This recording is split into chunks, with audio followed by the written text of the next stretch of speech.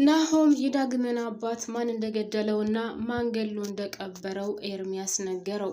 ኤርሚያስ ያን ቤተሰብ መበጥበጥና ያን ቤተሰብ በአንድ እግሩ ማቆም ስለሚፈልግ ከዛም ባለፈ ደግሞ ከአምራን ጋር ስለተጣላ አምራን ጋር ሳይስማማ ስለቀረ አምራን ከሱ ጋር መስራት እንደማትፈልግ በጭራሽም እሱ ማየት እንደማትፈልግ እንድትተባበረውም እንደማትፈልግ ስለነገረችው ብቻ እሷንም ለመረበሽ ወይም ደግሞ እሷ የምትፈልገውን ነገር እንዳታገኝ ለማድረግ ቀድሞ ለናሆም ነግሮታል።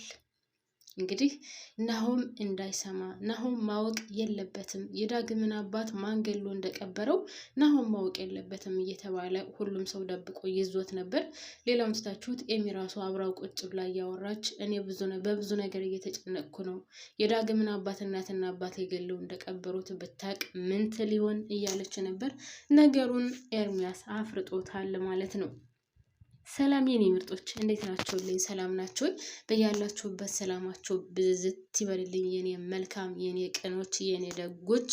በነገራችን ላይ ከልብ ነው የማመሰግነው ቪዲዮውን ላይክ ሰብስክራይብ እያደረጋችሁ ስለምታበረታቱኝ እና እውነት ከልብ አመሰግናለሁ። አሁንም ከጎኔ ሆናችሁ እንድታበረታቱኝ እፈልጋለሁ። በተለይ ደግሞ ሰሞኑን ቻናሉ ብዙ ልክ አይደለም እና ባካችሁን ላይክ በማድረግ ተባበሩኝ። ከጎኔ ሆናችሁ ስለምትተባበሩኝ አመሰግናለሁ። እንግዲህ ወደ ድራማው ሳመራ ከዚህ ድራማ ምን እንደተማርኩ ታውቃላችሁ ውድ ቤተሰቦቼ? ማንኛውም ሰው አሁን በወጣትነት ዘመኑ ቤተሰብ ቢመሰርትም ስራ ስራ ስራ ስራ ስራ ስራ እያለ ከስራው ላይ ያተኩራል ማለት ነው። አንድ ወንድ ወይም አንድ ሴት አግብተው ተጋብተው ልጅ ከወለዱ በኋላ ለስራቸው ብቻ 24 ሰዓት ጊዜያቸውን መስጠት አለባቸው ብዬ አላስብም። አሁን አቶ ለይኩን ላይ የተከሰተው ነገር ልክ እንደዚህ አይነቱ ህይወት ነው። አቶ ለይኩን በወጣትነት ዘመኑ ወይም በጎልማሳነት ዘመኑ ይህን ድርጅት ለማቋቋም ብዙ ዋጋ ከፍሎ እዚህ አድርሶታል። ነገር ግን ቤተሰቦቼ ድርጅቱን ስኬታማ አድርጎታል። ቤተሰቦቹን ግን በትንትናቸው እንደወጣ ነው ያደረገው። ለምን ካላችሁም እሱ ስራውን ብቻ እያየ ቤተሰቡን ዞር ብሎ ስላላየ ቤት ውስጥ ምን እየተካሄደ እንደሆነ ስላላወቀ አያችሁ አሁን ያለበት የሰው ህይወት እስከ ማጥፋት ደረጃ ድረስ የደረሰበት ጉዳይ ሆኗል ማለት ነው።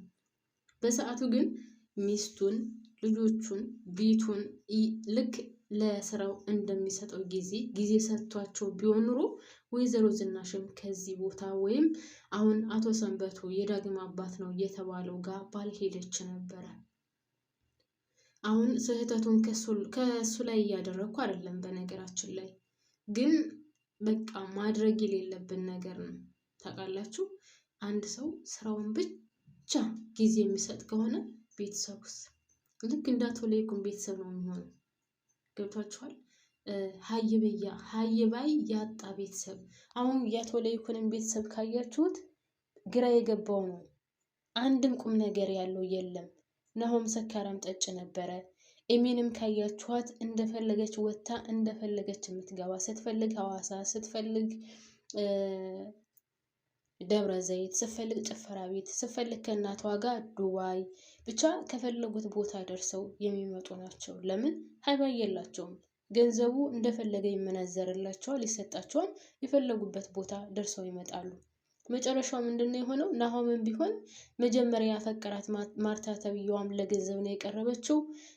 አምራንም ብትሆን ለገንዘብ ነው የቀረበችው። ገንዘባቸውም ወልጭ እያደረጉ ይበላሉ።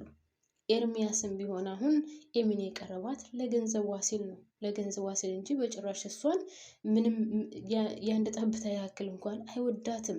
ልጁን እንኳን በሆዷ ይዛ ምን ያክል እንደሚጫወትባትና ገንዘብና ገንዘብ ብቻ እንደሚፈልግ የሚያሳይ ነው። ይሄ ምንን ያሳያል? ክብርን ማጣት። አያችሁ ቤተሰብ ክብር ያለው ቤተሰብ ቢሆን ኑሮ ንብረቱ እንዳለ ሆኖ ሀብታምነታቸው እንዳለ ሆኖ ግን የገንዘብ እንጂ ሀብታም የሆኑት የክብር ሀብታም አይደሉም። በክብር ወድቀው ዝቅጥ ያሉ ናቸው እዛ ቤተሰብ። ገብቷችኋል? እንግዲህ ናሆም እንኳን ከቤተሰቦቹ በአምራን ጉዳይ ከቤተሰቦቹ ጋር አለስማማ ብሎ በጣም ብዙ ዋጋ ተከፍሎበት ከዛስ እንደውም ቤተሰቦቹ ሳይሰሙ ሂዶ መዘጋጃ ነው የተፈራረመው ማለት ነው። ይሄ ምንድነው የሚያሳየው? አስተዳደግ፣ አንድ ላይ አለመሆን፣ አንድ ላይ ቁጭ ብሎ አለማውራት፣ ግልጽነት አለመኖር፣ አተኩሮ ለሌላ ነገር ጊዜ መስጠት፣ ለቤተሰብ ጊዜ አለመስጠት በዚህ ደረጃ ነው ዋጋ የሚያስከፍለው። አቶ ለይኩን በሰዓቱ ኦኬ ስራ እያለ ድርጅቱን እዚህ ደረጃ ደርሶታል። አሁን ካለበት ደረጃ ደርሷል። ኦኬ። ነገር ግን ለቤተሰቦቹ ጊዜ አልሰጠም ነበር። ለቤተሰቡ ጊዜ ስላልሰጠ ወይዘሮ ዝናሽን ብትሆን እንግዲህ ሌላ ቦታ ሄደች። አቶ ሰንበቱን ፈለጋ ሄደች ወደ ሻሸመኔ። ከዛስ እንግዲህ እዛ ቆይታ ተመልሳ ወደዚህ መጣች። አሁን አቶ ለይኩን የሰው ነፍስ እስከሚያጠፋ ድረስ ወይም እንዳጠፋ እየዳረገችው እሷ ናት። በነገራችን ላይ ሴት ልጅ ብልህ ናት። ሴት ልጅ በጣም ጠንካራ ናት። ከወንድ በላይ አርቃ የምታስብ ናት ሴት ልጅ እና ባሏን መመለስ ትችል ነበር እሷን ብትሆን። እኔ አሁን እንትኑን ይሄ ለምን እንደዚህ ያደረገ የሚለውን መጥፎውን ነገር ከአቶ ለይኩን ላይ እየጣልኩ ሳይሆን እሷን ብትሆን ባሏን መመለስ ትችል ነበር። ለእኛም ጊዜ ስጠን፣ ለልጆች ጊዜ ስጥ፣ ለልጆቻችን ለቤተሰባችን ግዴታ ጊዜ መስጠት አለብን። ልጆቻችንን እንድማሳደግ እንዳለብን ማወቅ አለብን። ያለበለዚያ ልጆቻችን ይበላሻሉ። እኔም ብሆን እኔ አንተን እየፈለግኩ አንተን ማግኘት ባለብኝ ሰዓት ካላገኘሁ እኔም እየተጎዳሁ ነው። ስለዚህ ለስራው ብቻ ጊዜ አትስጥ፣ ለእኛም ለቤተሰቦች ጊዜ ስጥ ብትለው ኑሮ እርግጠኛ ነኝ በሰዓቱ ይመለስ ነበር። ለእነሱ ጊዜ መስጠት ይጀምር ነበር። ነገር ግን እሷ ይህንን ነገር አላደረገችም። ባሌ ለእኔ ጊዜ አልሰጠኝም ስራ እያለ ነው ብላ ሌላ ወንድ ጋር ነው የሄደችው እና እንግዲህ ይህ ሁሉ ችግር የመጣው በዚህ ምክንያት ነው ውድ ቤተሰቦች። እና አንዳንድ ጊዜ ብዙ ባለሀብቶች ስራ በአጠቃላይ በነገራችን ላይ ባለሀብት ሲባሉ ከስራቸው ውጪ ቤተሰቦቻቸውን የሚያዩ አይደሉም። ካያችሁ ቤተሰብ የሀብታም ልጅ አሁን አዲስ አበባ ላይ የሀብታም ልጅ ካያችሁ በብዛት ጭፈራ ቤት የምታገኙት የሀብታም ልጅ ነው። የድሃ ልጅ ከየት አባቱ አምጥቶ የሆነ በቃ እንደዚህ መጥፎ ቦታ፣ መጠጥ ቦታ፣ ምሽት ምናምን ብቻ እንደዚህ አይነት ቦታ በብዛት የምታገኙት የሀብታም ልጅ ነው። ለምን? የሀብታም ልጅ ገንዘብ አለው፣ እንደፈለገ ብር ይሰጠዋል፣ ይሄዳል፣ ይጨፍራል፣ ይዝናናል፣ የሚፈልገውን ነገር ያደርጋል፣ ይመለሳል። ይሄ ግን መልካም ነው ወይ ካላችሁ ነው። ከድሃ ቤት ግን እዛው ቅርብርብ ብላ ቆሎ በልተው እንኳን ቢሆን አብረው ተቀምጠው በፍቅር ያሳልፉታልና አንዳንድ ጊዜ ገንዘብ ሲኖር እንዴት መያዝ ካልቻልንበትና ያን ገንዘብ እንዴት መጠቀም እንዳለብን ካላወቅንበት ለራሳችን ጥላት ነው የሚሆነው ገንዘቡ ማለት ነው። እና እንግዲህ የወይዘሮ ዝናሽ ቤተሰብ ወይም የአቶ ለይኩን ቤተሰብ አሁን ይሄ እጣ ፈንታ ነው እየደረሳቸው። ያው ዳግምና ኑሃሚን ሊጋቡ ነው። ነገር ግን አይታወቅም፣ ላይጋቡም ይችላሉ። እኔ በበኩሌ ይጋባሉ ወይ በ100% እርግጠኛ አይደለሁም።